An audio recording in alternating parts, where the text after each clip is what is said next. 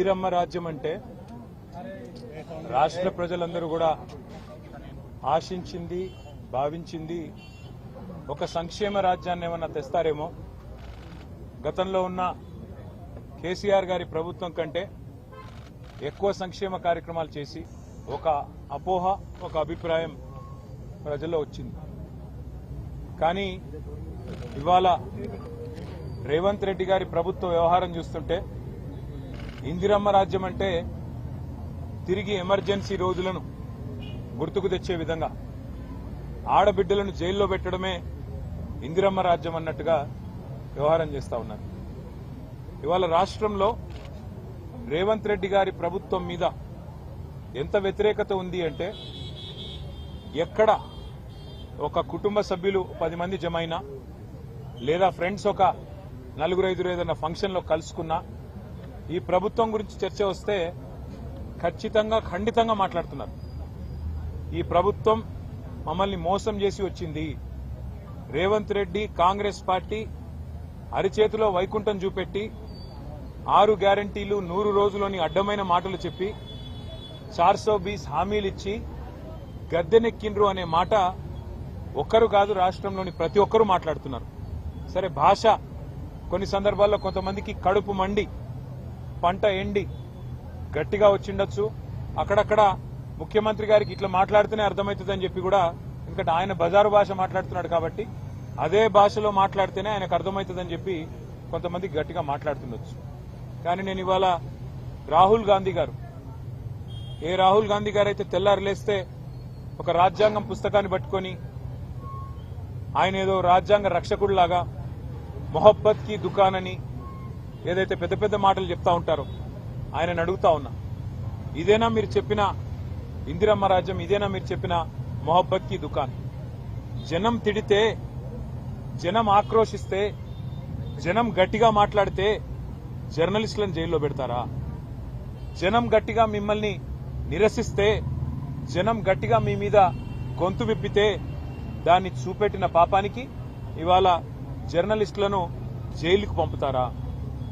ఒకరు ఇద్దరు కాదు, ఇప్పటికీ రేవంత్ రెడ్డి గారి ప్రభుత్వం వచ్చిన తర్వాత ఈ రాష్ట్రంలో ఒకరిద్దరు కాదు, సిద్దిరెడ్డి శ్రీనివాసరెడ్డి, గౌతమ్ పోతగోని, ఆకుల శ్రీనివాసరెడ్డి, శంకర్ గౌడ్, యారా రంజిత్ రెడ్డి, రాజ్ కుమార్ నాయక్, సరితా యాదవ్, విజయారెడ్డి, రేవతి, తన్వి యాదవ్, శివారెడ్డి అయితే వీళ్ళ మీద దాడులన్నా జరిగినాయి లేదా వీళ్ళందరినీ కూడా జైలుకి పంపించారు.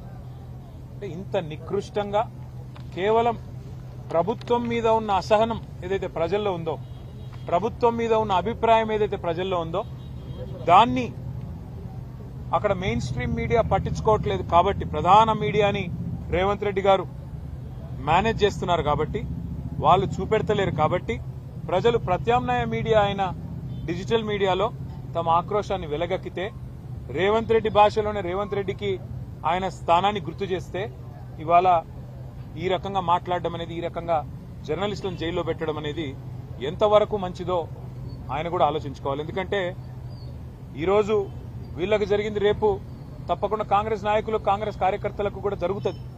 ఎందుకంటే ఇవాళ మీరు కొత్త కొత్త తరహా విధానాలు పరిచయం చేస్తా ఉన్నారు. మీరే చెప్పారు 6 గ్యారంటీలతో పాటు 7వ గ్యారంటీ ప్రజాస్వామ్యం, ఇది ప్రజాపాలన, ఎవరైనా మాట్లాడొచ్చు, ఎవరైనా నిరసన చెప్పొచ్చు అని పెద్ద పెద్ద మాటలు చెప్పిందే రేవంత్ రెడ్డి గారు.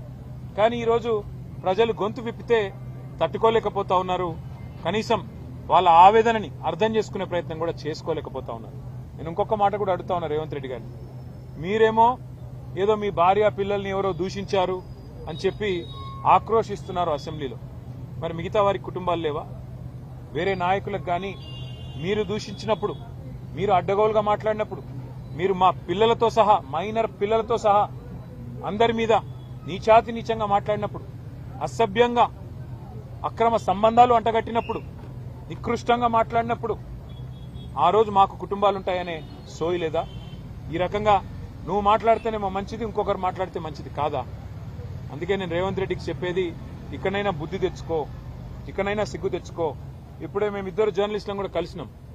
పెద్దలు శ్రీమతి సబితా ఇంద్రారెడ్డి గారు, పెద్దలు శ్రీమతి సునీత లక్ష్మారెడ్డి గారు, అదేవిధంగా గౌరవ ఎమ్మెల్సీలు నవీన్ కుమార్ రెడ్డి గారు, డాక్టర్ శ్రవణ్ దాసోజ్ గారు, అదేవిధంగా మా నాయకులందరం మరి ఈరోజు వారికి సంఘీభావం చెప్పడానికి, వారికి ధైర్యం చెప్పడానికి, మీరు జనం ఆవేదనని ప్రజల ముందు ఆవిష్కరిస్తే, రాష్ట్రం ముందు ఆవిష్కరిస్తే మీ మీద అక్రమ కేసు పెట్టారు తప్ప మీరు చేసిన తప్పేమీ లేదు అని వారికి ధైర్యం చెప్పడానికి వారి కుటుంబ సభ్యులను కూడా కలిసినాం.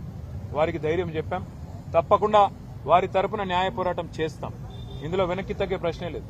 నువ్వు జైల్లో పెడతాను అంటే భయపడడానికి ఎవడు కూడా ఇక్కడ ఊరికనే ఆకాశంలోంచి ఢిల్లీ నుంచి పేమెంట్ కోటాలో ముఖ్యమంత్రి పదవి తెచ్చుకున్నాడు ఎవడు లేడు.